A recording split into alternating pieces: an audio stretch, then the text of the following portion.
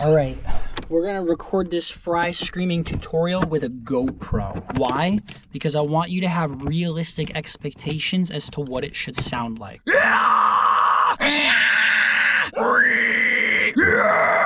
So this is just through my camera, okay? This is raw camera audio. Why should you watch my fry screaming tutorial? Let me give you my credentials. My name's Justin Bonnets. I've been doing vocals for 16 years now. I'm a classically trained singer. I've been professionally teaching vocals as my full-time job for 3 years now. And I'm in a touring band called Tallah. We're a newcore band. There's lots of harsh vocals in it. We don't play to a click track. We don't have backing tracks, so it's real.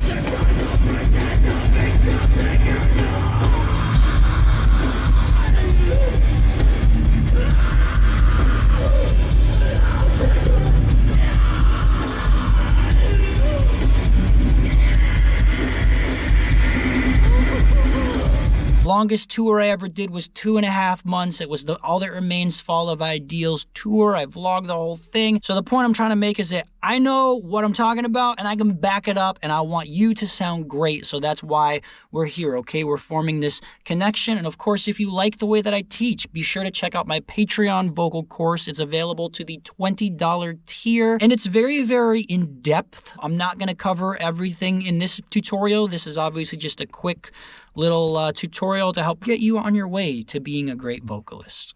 That was good. That was a good intro.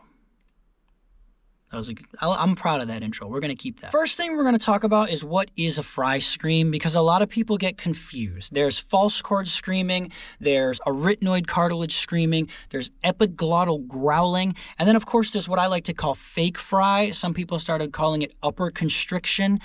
Don't do that. It's dangerous and it sounds bad and it's stupid. The reason so many people do it is because it's really, really easy to learn. And then you get this sound. And when you put some like mouth shapes and articulators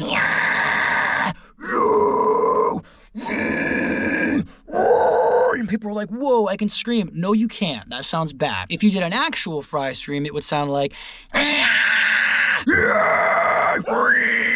you put those same filters and same articulators over it and it sounds better now because it's an actual fry scream. So that's what we're going to talk about today. I'm going to teach you how to do an actual fry scream. Actual fry screaming does use your true folds, your true vocal folds, the things you use to talk and sing. And there are people out there that'll try to tell you that that's dangerous. It's not. It's only dangerous if you over-project it or over-compress it or if you overuse your voice. Those are the 3 things that cause vocal stress. So avoid those 3 things, and now it's a safe technique. You're literally just going, ah, and then slightly opening.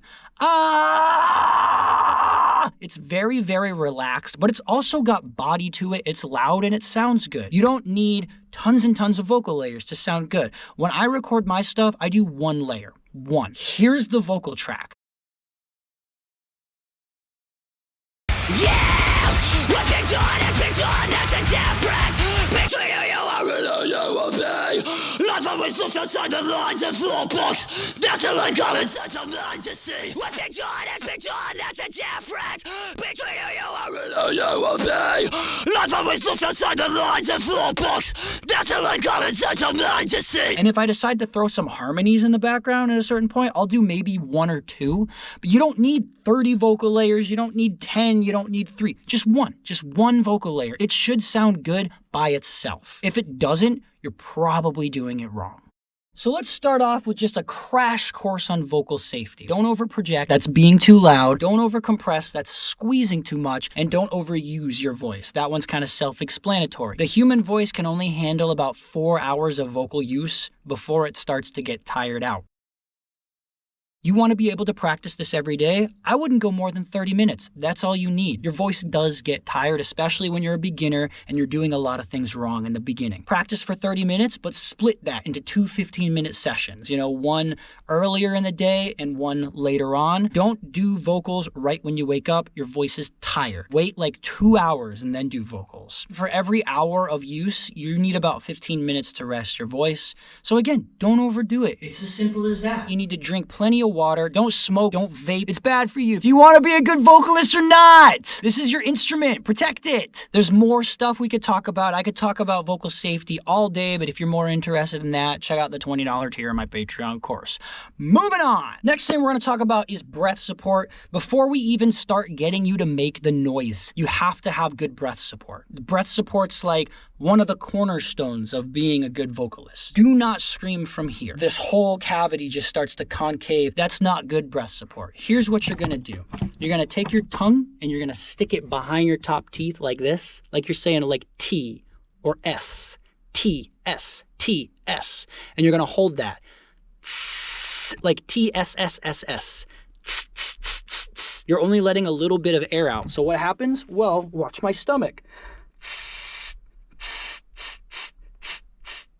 It also happens when you laugh. It also happens when you cough. That's what people are talking about when they say to use your diaphragm. So what you're going to do is just practice going. Every time you push, it should come from here. If it's not, you're doing it wrong. And once you're comfortable doing that, you're going to start doing it with your voice. So instead of going, you're going to go, ha, ha, ha, ha, hey, ho, hoo, ha. It's that easy. That's your breath support. Next thing we're going to talk about is how to make that sound, and I'm also going to talk about how to make sure you're doing it right. So to make the proper fry sound, there's a couple different ways. I'm going to just give you a few quick ones that come off the top of my head. The first one is if you're in your chest voice, or you're doing like a speaking voice or a shouting voice, and you're going, hey! Your vocal cords, they connect. The fry position, they need to open up just a little bit. Not all the way, but they need to open up just a little bit. Hey! If we continued to release from there, hey! You'd go into your head voice and you would sound like this. With that being said, you could also reverse it. So if you start in your head voice, hey, just close a little bit more. Hey!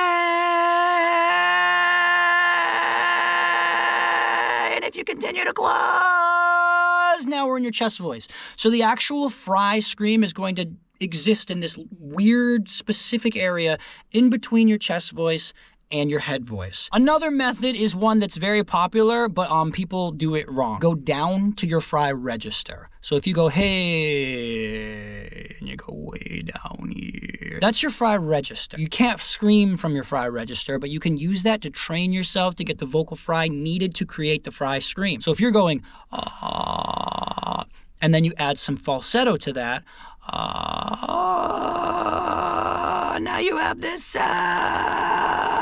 and this takes a few extra steps, but once you have this, then you're gonna push air. Remember the breath support thing we were talking about? You're gonna do that. You're gonna go, like, and the crowd goes wild. Or like, if you're like a fire-breathing dragon, or like if you're trying to fog up a window. That's what we're going for.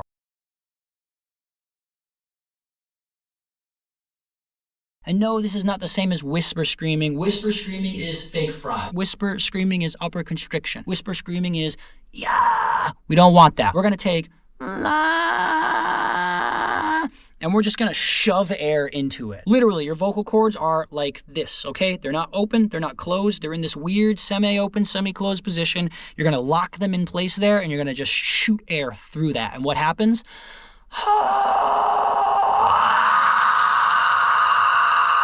If you get really good at it, you should be able to hold this for like 30 to 40 seconds. If you're a beginner, maybe 20 to 30 seconds. You can hold fry screams for a very long time. Fry screams are loud. Do not let people trick you. Some people will be like, well, no, fry screams, they're pretty quiet, man. They're not. They're insanely loud. They can go over 112 decibels. For those of you who don't know, 112 decibels is roughly the sound of a motorcycle. This is a decibel meter. It'll show you how loud I'm being. It's a loud fucking sound. Some people be like, whoa, that's power fry. No, that's proper fry. That is a fry scream. Anything else is wrong. If those methods aren't working for you, another thing you can do to trigger this fry sound is to say the word yeah. But imagine you just woke up, so say it kind of lazy. Yeah, yeah, yeah.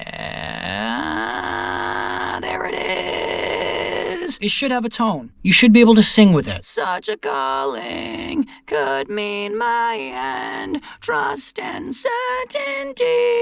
Take a note, hey, and slowly transition that note into the fry scream. Hey!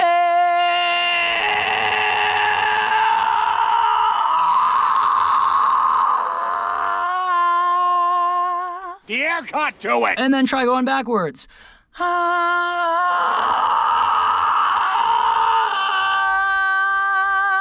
You should be able to sing with it. Such a calling could mean my end. Trust and certainty. That's a fry scream. It's not. Why do we want to be able to sing with our distortion? Because that's how we're going to make the screams even higher or even lower. So for example, if we just take this neutral mid, we kind of do like a Elmo voice, like Elmo knows who Elmo loves. What we're doing is we're kind of opening the soft palate a little bit. If Elmo's not doing it for you, you could think of like Smeagol. Or you could also think of like Meatwad from Aqua Teen Hunger Force. Like, Ohana means family. Family means no one gets left behind. Opening up your soft palate, which is that like area, if you trace the roof of your mouth back beyond the uvula, which is that dangly thing. Learn that from the internet. So this area right here, this is called your nasopharynx. That is where the high screams sound the best. So if we take and we just go up there, smile really, really wide. Smile with your teeth. And then raise the back of your tongue to further force the sound up into this nasopharynx area. You can practice it with just air. The higher pitched you can make that air, the higher the high scream is going to sound. Just by switching the mouth shape.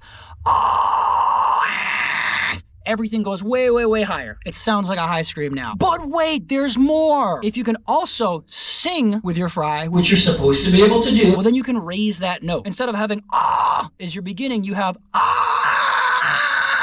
All I'm doing is going then add the filters or articulators or whatever you want to call them, the little things you're going to put in front of it with your tongue and your lips and your larynx and all that good stuff. So then, instead of just going, now we're starting with, and we're getting, you hear how much higher it is because we've changed the note. This is why it's so important to have a note involved. Now, if we're going to do lows, we're going to do the complete opposite. We're going to take, and we're going to go,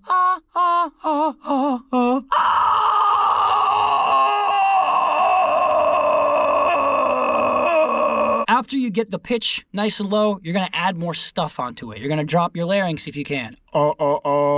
Same thing we talked about earlier, but now pitch the air down as low as you can go. You can see my thyroid cartilage. After that, get your tongue out of the way. Out of the way. Create a lot of space. We don't want to use this area now. We want to be all in here. You want as much space in here as possible. Mouth shape. You're not going to go, big lips, And then we take, and we get, And if you want to make your favorite monster sounds, well then just change the position of your tongue. Put it on the roof of your mouth and you get, it's so hot in here. You can take your tongue, put it behind your bottom teeth like this. You'll get. You want a pig squeal? Take your tongue, kind of do like this. Create this phonetic in your cheek. And once you get that, just lock it into place and go into your scream. It's just manipulating the same sound over and over and over again. You can take this one, and manipulate it in 100 different ways and get 100 different screams out of it. What's most important is that we make sure that this initial sounds good. It should be good, it should be loud, it should be consistent. You get those things down, then start throwing all the stuff over it. What a lot of people do is they start doing that early. They watch a shitty tutorial and they get which is just a horrible, shitty sound, and then they immediately start trying to sound like Alex Terrible or Will Ramos, and they're going like, get the sound down first. Get the good, healthy sound down first. So what are you going to practice and how are you going to practice it? That's a simple question with a simple procedure. The first thing you're going to practice is that breath support stuff that we talked about.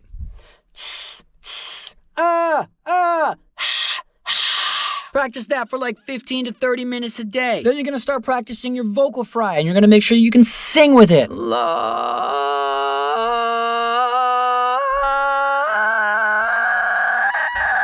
15 to 30 minutes a day. Then you're gonna practice transitioning from that like dragon breath sound into the vocal fry.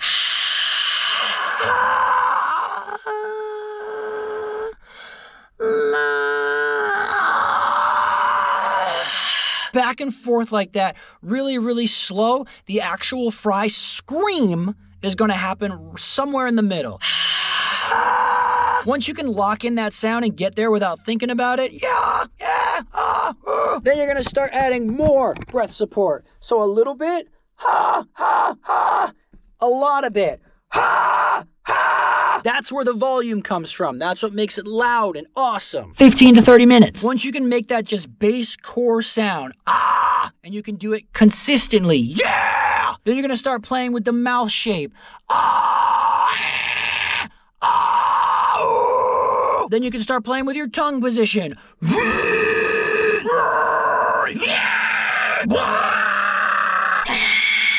Baby steps. Build yourself up. We're building a house. We're going to make sure that that foundation is really, really strong and stable and powerful and healthy. And then we're just going to put more and more and more stuff on top of it. If you're doing a big open everything's going to be a mid shape. I just said the weight of my acres. If you want it to be a high scream, everything's going to have this shape. I just said the weight of my acres. If you want it to be low, everything's gonna have this shape. I just said the weight of my acres. Hug the vowel shape. I will show you what a fry scream should sound like in the context of a song without any EQ and compression and blah, blah, blah. Hopefully this works. I've never done this before. There's no microphone, so there's no mix. Like, I can't adjust the levels. Like, whatever happens, happens. I'm just going from the camera, and it's gonna pick it up from my speaker. I'm gonna scream over the song Pit Rat by Hungry Lights. That's me.